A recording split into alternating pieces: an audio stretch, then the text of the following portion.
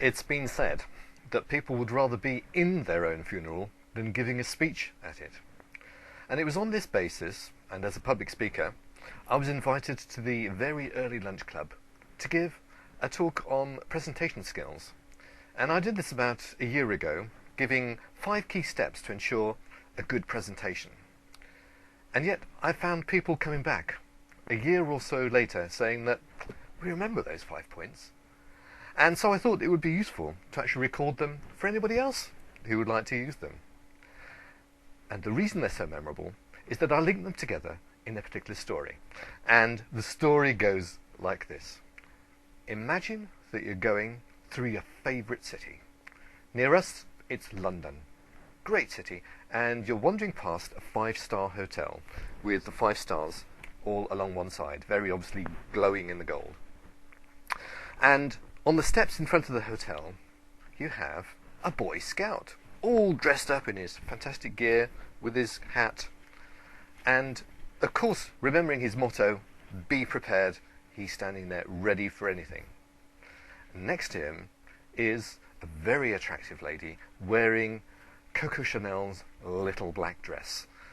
For me, I always remember Audrey Hepburn. She's the iconic figure for someone of my age. For you, it may be Heidi Klum or anybody else that you can think of. The critical thing is remembering she's wearing that little black dress. And the both of them are standing on the stairs and they're looking outwards towards a fantastic fireworks display. It must have been, say, like bonfire night. You've got the rockets zooming up. You've got fantastic explosions, starbursts, Catherine wheels going. It's a really exciting sort of event. And as their gaze turns to their left, what do they see there? They see a tennis court with a really famous tennis player. Now, again, because of my age, apologies, I think of a Boris Becker or perhaps John McEnroe. But the critical thing is that he's there practicing his smash. So the ball goes up, smash. The ball goes up, smash. So he continues rehearsing his serve. And then there's the noise of an axe hitting wood. And just beyond the tennis player on his tennis court is a medieval executioner with his whopping great big axe coming down for a short, sharp shock to some unfortunate victim. So how do these 5 points actually relate to giving a good presentation? Well, the first one is the Boy Scout. What's the motto of the Boy Scouts? Be prepared. And it's the same with a presentation. Prepare yourself well in advance.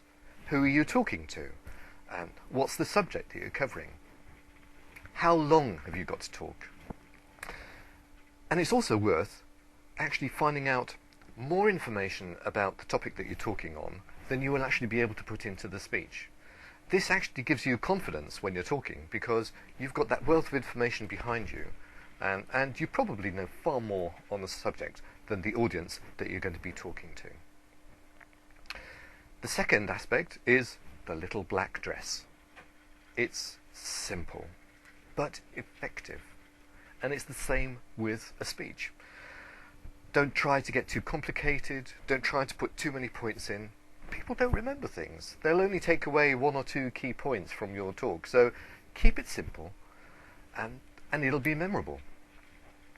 And then they're looking at the fireworks, the fantastic fireworks, the exciting fireworks, and that's what you should have in your presentation. It should be exciting and it should be stimulating so that people are really enthused about what you're saying. And again, that'll make it a lot more memorable. Then they're looking across to the tennis player, practicing his serve. And that relates to practice makes perfect. It's worth practicing your speech in advance. Don't just do it in your mind. Actually speak it out loud, either in front of a mirror or just out loud in a room away from someone else. Or if you've got a friend that you can really trust, bring them along and give them the presentation. And there are 2 advantages to this. You might have planned it on paper, but when you actually speak it, you find that there are different words, different phraseologies that are far more appropriate, and you'll see what comes easiest to you. The other advantage is you can check the timing. Just imagine how rude it is if you go to a talk and someone is there to talk for 10 minutes and they go on for 15, 20 minutes. I think it's really rude, especially to the other people who are following on, and it just bores the audience. You really appreciate it if someone says 5-minute talk and you can go and talk for 5 minutes. So by practicing, you can check the timing as well. And then behind the tennis player, you had the short, sharp shock with the axeman, and that means try and end on a memorable note in a short and sharp sentence. And mine is obviously 5 key steps to ensure your good presentation. So go ahead, give it a go, and the best of luck with that. Cheerio.